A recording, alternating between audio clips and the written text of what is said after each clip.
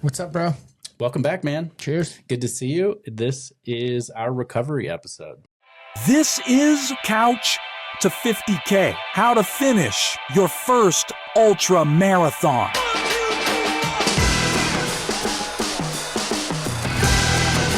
I don't love every bit of recovery. I can run through some of the things that I like to do. Yep. And I certainly want to hear the stuff that you do. Yeah, I think we should do this from the perspective of endurance sports, of course, but also we're not going to recommend you to jump on a $2,000 spa plan, right? To if you can do that, great. That sounds nice. Yeah, it sounds lovely. Take a retreat, go for it. Mineral salt baths and whatnot sounds awesome. But there are a lot of things that we can do for free at home. And we'll focus on those as well as some other things. So yeah, dude, I love recovery. It's like lazy time. It is, yeah. I mean, it's a time where you can get some benefit, but also throw on some Netflix or whatever it is. Yeah, and as we become ultra runners, we become people of extremes, and you get to take that into the recovery world too. And maybe that means laying in your bed all day one day. Okay, fair enough. There is a trap, and this will be the main rant I have about recovery. It's super important, especially as we get older. It's something that like you can probably get away with when you're younger of not doing, but like as you get older, you have to recover. And once you realize that like you have to recover and you can optimize it, it starts to enhance like what you're doing. And that's great. And I think it's really cool, but like you can take it way too far, and you can put more effort into recovering than into training. And you can convince yourself that you need to recover when you don't. And it's just because it's easier. And so it's a trap in a way where it's like, oh, I ran 3 miles. I need to lay in my bed with the Normatec leg sleeves on for an hour. And, not that doesn't feel great. But like, how much time are we committing to this plan? And then you got to be realistic about, okay, if I'm committing this, 10 hours a week to this plan, you can't commit 5 of those to recovering, so right. It's just like, let's not take it too far. We're not, Olympic athletes that have like a full, staff of people helping us recover. We don't need to overanalyze our recovery yet. Maybe there are some Olympic athletes listening that are trying to get into ultra and they need our advice. But sure, yeah. Well, I didn't know we're headed in this direction. I don't know why I'm surprised, because it takes us back to just keep doing the hard shit. Right, right. But I don't want to like get away from the importance of recovery. It's just like, let's like take an honest look at what we're doing and then apply these techniques realistically to it. Not saying the Normatec isn't a huge part of my recovery, but I do know that it's an easy thing to be like, well, I've got an hour and a half. Maybe I can go run for 45 and then Normatec for 45, as opposed to go run for an hour and 15 and then throw the Normatec boots on for 10. Yeah. Right. So there's since we've already dropped the Normatec boots and sort of talked about, why don't you just go ahead and run through some things that you like to do and when you like to do them? For sure. My favorite thing is the hot tub. Love the hot tub. I don't know why. I feel like I think that inflation of your muscles is good in the build. Right. So I feel like when you get in a hot tub, you tend to expand a little bit and loosen up. And I feel like as you're building, that is better than the like constriction of the cold plunge. Yep. So I'm a hot tub over a cold plunge type of guy when it comes to recovery. Now I incorporate both of them, and on a recovery week or like a lighter week, then I'll use the cold plunge more than the hot tub, because then it's like you're kind of putting it back together. You're like constricting everything. But I think it's like the Nordic kind of method of like hot, cold, hot, cold, hot, cold. So, you know, I prioritize the hot tub, but a lot of times it's like I'm in the hot tub for 10 minutes and then I jump into the cold plunge for 3, and then I get back in the hot tub and I jump back in the cold plunge, get a little bit of that like expansion and contraction. That's my favorite, by far, my favorite way to recover. Now, you know, you go online, like a cold plunge is like $2,000. Right. Well, I got a solution. All right. I have an old recycling bin that I fill up with cold water from my hose, and I leave it outside at night in Big Bear, and it turns into ice, and I got to break through it in the morning, and I stand in an old recycling bin. There we go. It was free, and the water's pretty cheap. So it's not the, you know, most ergonomic thing to get in as a cold plunge, but I can't afford, you know, like this whole thing with the filtration and the refrigeration and everything. So if you're in Florida, it's probably not going to work. I don't think it gets very cold at night. You probably need to buy some ice and dump it in there. But the point is, you can make this happen. You know, hot tub, obviously a little bit harder. I mean, most free, American homes do have a bathtub. Hot bath. Right. Like even if that's a once a week hot bath, for sure, that's pretty doable for most and people. throw some Epsom salt in there. It does. It feels great, like on your legs. The hot, cold. That it really, man, it's quick. It's quick to like feel recovered from an effort. So it'd be kind of like an immediate thing that I would say, like, that's my immediate recovery. Like, it's like that's like right after a run. And then if we're talking like the longer sense of recovery, it's napping. Napping is like the thing. I feel like we have recovery week and you're not going to run as much as you normally do. Replace that time with a nap. Yeah. Take a couple naps and it's like, you know, you feel great. Yeah. There's a lot going on when we fall asleep that, you know, it's been documented, but it's also one of those really hard things to study for scientists, and right. Like we don't really know what's happening when our body is asleep, aside from the fact that it's repairing itself. Right. So obviously it's a positive for us as athletes, and the mental recovery from like shutting it down is huge, you know? Like we were talking, the other day or earlier, like I was exhausted the other day, and, like it was a mental exhaustion. It wasn't like a physical thing. It wasn't like I was too tired to go run. It was like mentally, I like couldn't get the motivation. I just kind of felt like, you know, like I didn't want to be going out there. There were other things I needed to do and wanted to do. And a lot of times like you're just tired, you know, and, and getting an extra 40 minutes of sleep, doesn't sound like a lot, but like if it's at the right time, it's like, oh yeah, you know.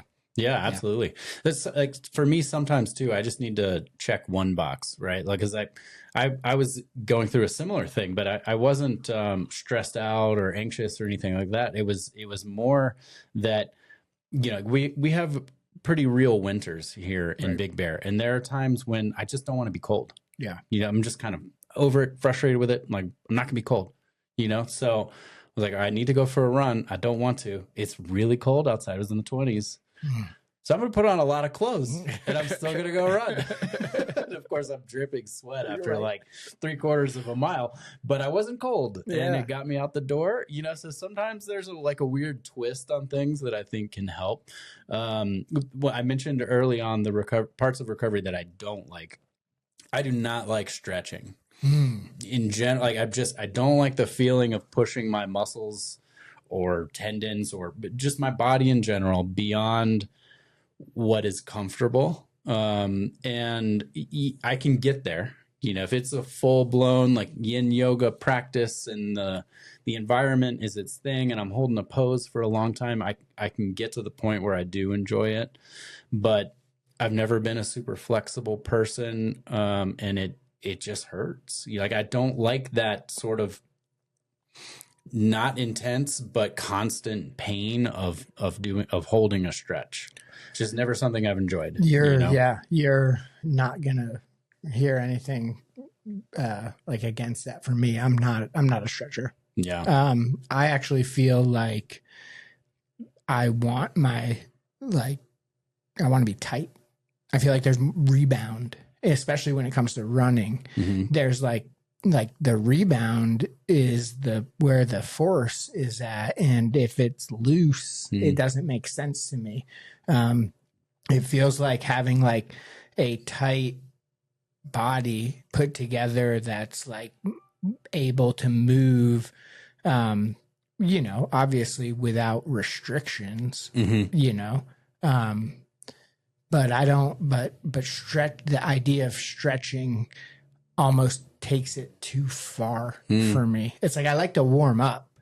Right. I like but within the range of motion that is dynamic stretch. Yeah. Right. That's like applicable to the run. I don't want to go further. Mm-hmm. Like, I want it to snap back at the right time and feel like it's where it's at its best. But it's a weird thing, because it is. Well, it feels like we're talking about like a rubber band almost, right? It's a metaphor, of course. Right. I mean, we have ligaments and tendons that are similar to that, but there is a point too where if you're just so tight, something can snap. For sure. You can find an injury. And this is where we get into the part, I think at least, where it's very body dependent, right? Like maybe you don't need to stretch almost at all. And maybe somebody else needs to stretch a lot to avoid, super tightness to the point that's going to cause an injury. And that's where, of course, we are not providing medical advice. Yeah, totally. That's my big thing too. It's like running ultras and running track and field are completely different things. And there might be like, if you're going out to sprint 100, meter dash, like stretching might be like the answer. Like, I don't come from that world. And to me, it's like the personal experience of what it's taking for me to run really far is like, that feels more real, like a better way to treat my body. But yeah, stretching is like the name of the game for a lot of people, sure. And so it's to be a little more specific, I can tell you what I try to do. I like to definitely warm up before every run, no matter how long, short, whatever. Dynamic stretching, side lunges, heel or toe touches, right? Popping those legs out, all the kind of typical stretches you'd see. Like, you think about a swimmer on the blocks before he gets started, right? He's moving, right? He's not, holding his arm out and stretching like this, right? It's all dynamic. So I like dynamic stretching before everything I do. And I like to at least once a week have like a dedicated session of recovery, which to me is usually like foam rolling combined with some deep stretching, and the whole thing taking maybe an hour, right? And then I love the hot exposure in a hot tub. We do have a hot tub, which makes it easy at our house. So, I mean, we do that all the time anyway. I sleep better, feel better. That's 3 or 4 nights a week, regardless of training. So that's just kind of something that's happening, which is nice. But even if it wasn't, it's nice to couple that with the recovery session too. Hop in the hot tub, the body just loosens up, right? But I've felt that too. Like, I understand what you mean when you talk about wanting to stay a little tighter, because the day after that, if I try to get up and go for a run, I walk out, I feel like Gumby. Yeah. I'm like, loose my noodle. whole body's just kind of like, where are you going, bro? What are we going to do now? Like, this is not how I want to feel on race morning, especially, sure. right? So I won't be doing that the night before. Right. But for me, at least, getting a little older, it's an important part of where I'm at, because I'll start to feel the little tightness points throughout my week if I skip that recovery session, like a bigger dedicated recovery session once a week. I'll start to feel the tightness and almost like feel an injury coming, or like just not even an injury, but just like something that makes overuse. Overuse type of like tightness. You know. Yeah, dude. Another thing to mention. You mentioned foam rolling, and there's all kinds of, like, I would put the Normatec boots into that into that category. Tissue massage. Yes, there's however many different styles of massager and air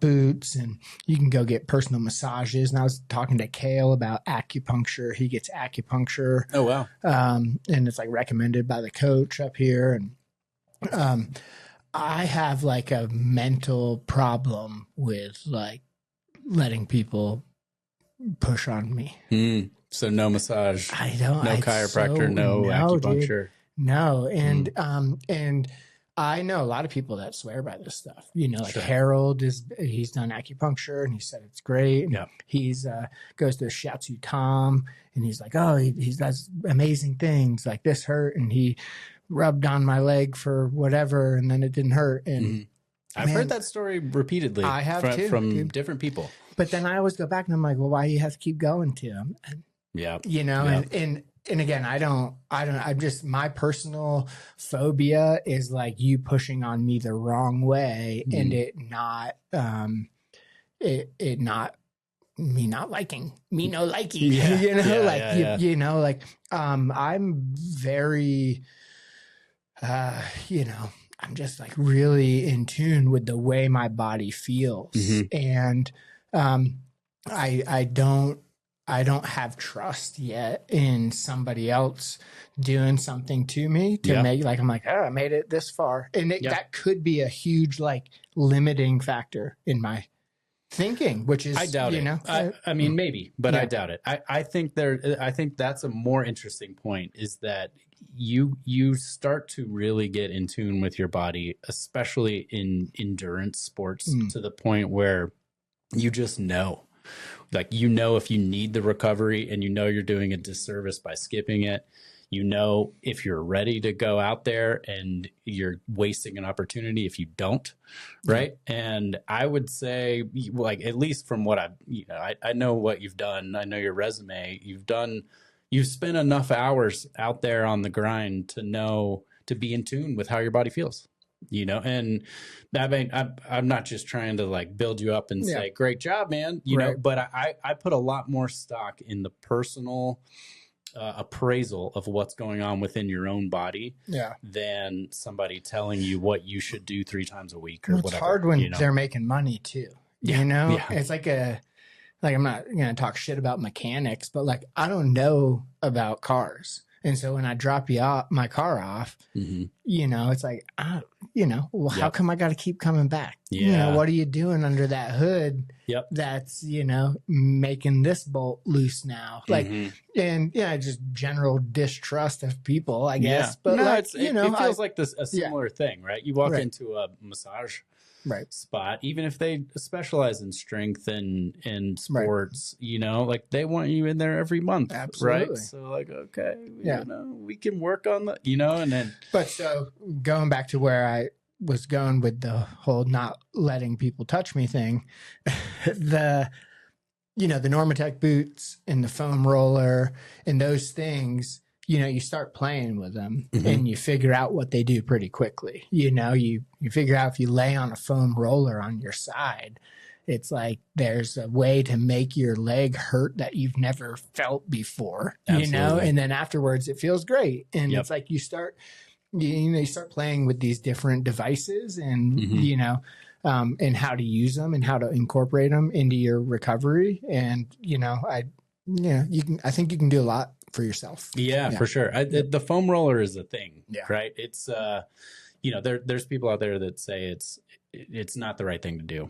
Yeah, I think they're in the minority. It's basically a deep tissue massage that you're self-guiding, right? And it's crazy, man. Like there are muscles or regions of fascia. I guess that's what we're really talking about is myofascial release, right? We're freeing up that system, that web that holds our entire body, right? And there are parts that hurt like hell, and there's other parts that's like, I could do that. Oh, there's a little knot, I'll work it out. Like that's not a big deal, right? But for me, it's my quads. Like when I start rolling out my quads, I'm in the living room screaming. Yeah. And my kids are like, Dad, what are you doing? Like, it's okay. Funny, it's okay. Why are you crying? Old man laying on the ground, rolling on a piece of foam, like crying. Like it feels so good.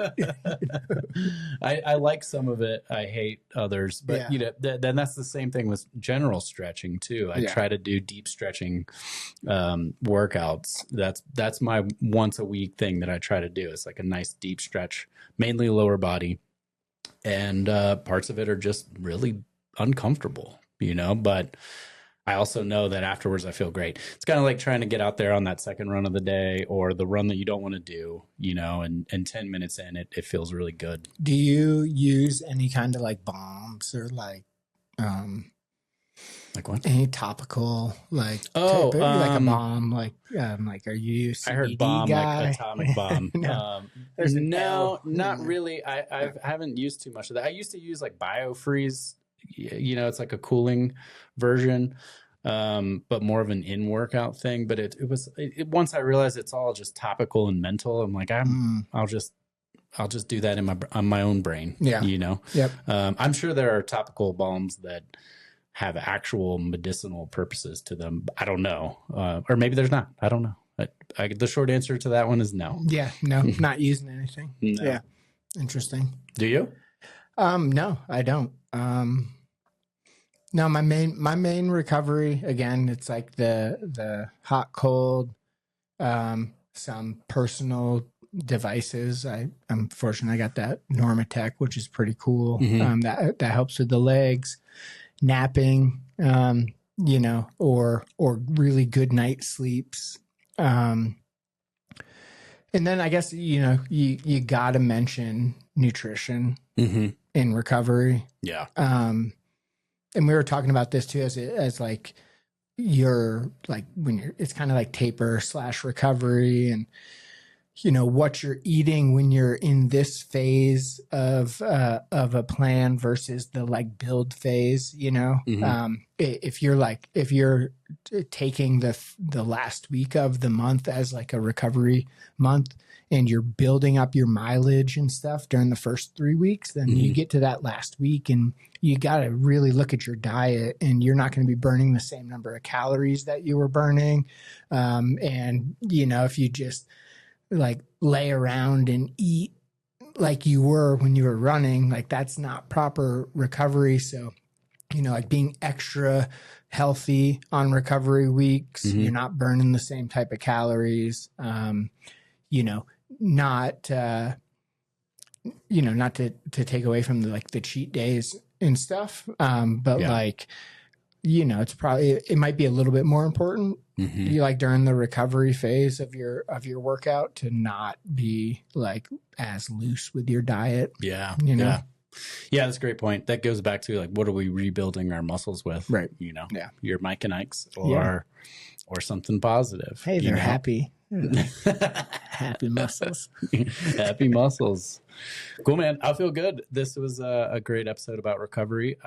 We at least shared what we do and the things that we like. I'd love to hear, from other people, the things that they like to do. I'm sure there's things that we could incorporate that, whether they're small tips and tricks, or it's like, hey, have you tried a yoga retreat to Costa Rica post race? No, I haven't, but maybe I would. I don't know. I gotta say, dude, I spent a couple days in Puerto Vallarta after the UTMB Mexico race at the all-inclusive Hyatt.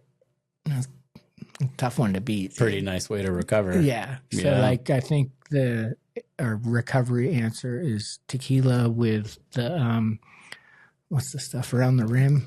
Tahine? Yeah, tahine rim. Okay, very nice. Well, actually, there's an interesting mental last point there to point out, right? Like, plan the post race. Oh yeah, like for sure. Just because it's fun to plan, right? Like, don't cross the finish line and go, off to work, right? Like, take a day, take what you can, find your time, find your people, and celebrate a little bit without getting too crazy and sick. But enjoy it. It's that can't be understated. We keep talking about all the hard things we're doing, and how you're cutting this out of your life, and you're running more, and you're doing all these things, and it's like, right, but like the goal of life is to enjoy the thing as well. So yeah, man, plan the post-race barbecue or whatever it is, and enjoy it. Hell yeah. Have some recovery beers. Yeah. Cheers, brother. Cheers. All right. Couch to 50K is an Elevated SoCal project. All rights reserved.